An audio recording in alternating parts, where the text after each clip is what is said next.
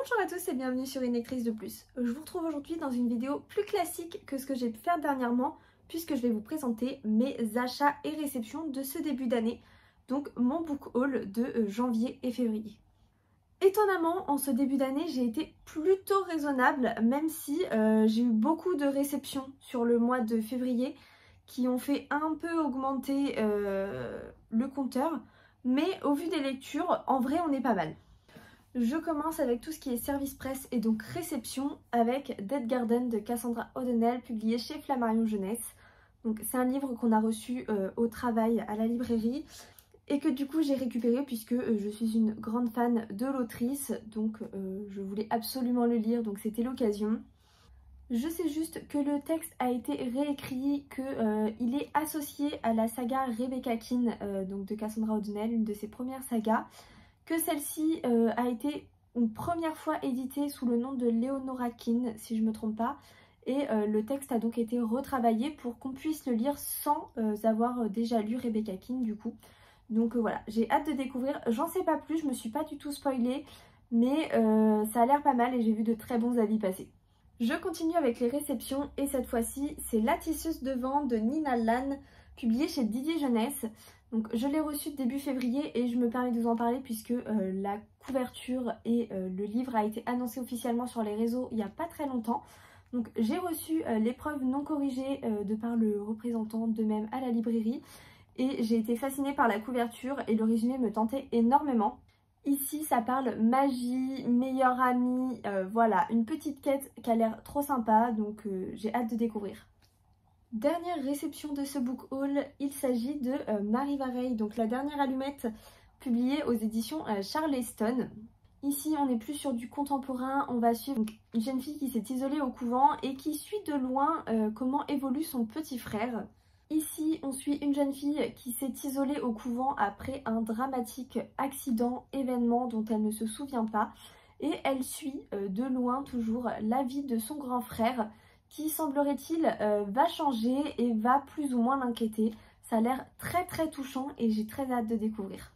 Je passe maintenant au graphique en commençant par les BD avec Brume tome 2, donc que j'ai acheté forcément à la sortie début janvier, qui est une vraie pépite. Si vous n'avez pas encore découvert ces petites BD, foncez, c'est juste génial.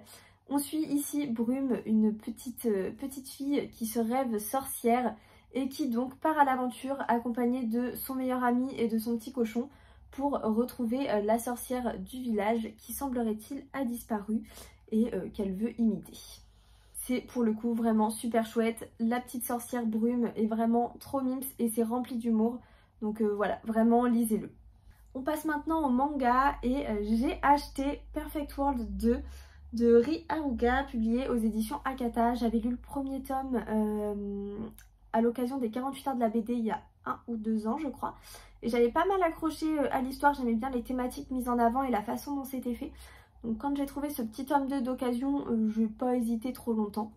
Et donc voilà, c'est super chouette. On parle handicap et comment vivre avec le handicap quand il nous attrape et qu'il survient comme ça. Et c'était très touchant. Autre manga trouvé d'occasion, #DRCL Midnight Children, donc le premier tome qui est sorti en début d'année je crois. C'est publié chez Kiyun et ici on est sur une réécriture du conte de Dracula si je ne me trompe pas.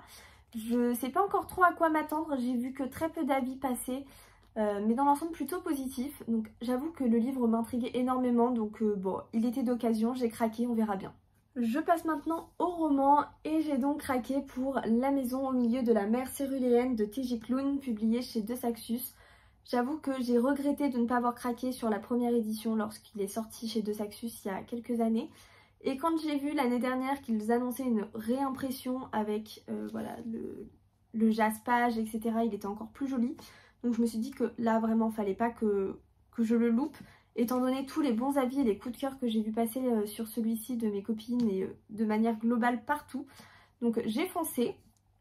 Je suis pas très fan du côté réimpression de chez De Saxus sur leur limité collector, etc. Mais pour une fois ça me sert, donc j'en profite. Pour le coup celui-ci je sais pas du tout de quoi ça parle. Je sais juste que j'ai pas vu un seul avis négatif passer.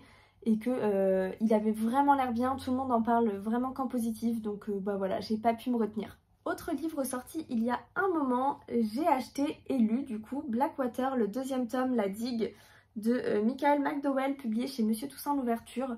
Donc je l'ai acheté parce que je l'ai lu en lecture commune avec des copines, puisqu'on se fait la saga complète. Et donc ici, on est sur une histoire un peu tranche de vie dans les années 1900, et on va suivre une famille au sein d'une petite ville où il y a eu une terrible crue des rivières en fait qui ont tout débordé et qui ont ravagé la ville, et donc on suit la reconstruction de la ville et notamment la reconstruction de la ville à travers le personnage de Elinor, qui est une jeune femme qui a été découverte au moment de l'inondation alors qu'elle n'existait pas avant, elle n'habitait pas ici, etc. Donc il y a un petit mystère autour de ce personnage et c'est super chouette. Dernier livre arrivé dans ma bibliothèque en janvier et février, il s'agit de Noblesse oblige de Maïwenn Alix, publié chez Slalom, qui est juste magnifique et que je ne pouvais pas rater, et qui d'ailleurs est aussi bon que beau puisque je l'ai terminé, donc je peux le dire.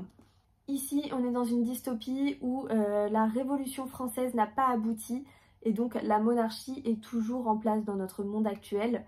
Et ils ont mis en place une télé-réalité pour tenir le peuple, clairement, qui s'appelle donc Noblesse oblige, et qui permet à de jeunes roturières de participer à cette émission, et donc devenir des nobles et tenter d'épouser un bon parti pour pouvoir intégrer la noblesse de manière définitive.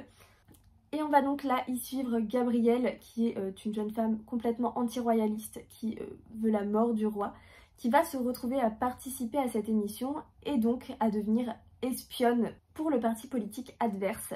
Et donc forcément, il va y avoir plein de complots, plein de mystères, plein de secrets. Et attention, ce n'est pas du jeunesse, c'est dur, il y a beaucoup de sujets sensibles, donc faites attention avant de le lire.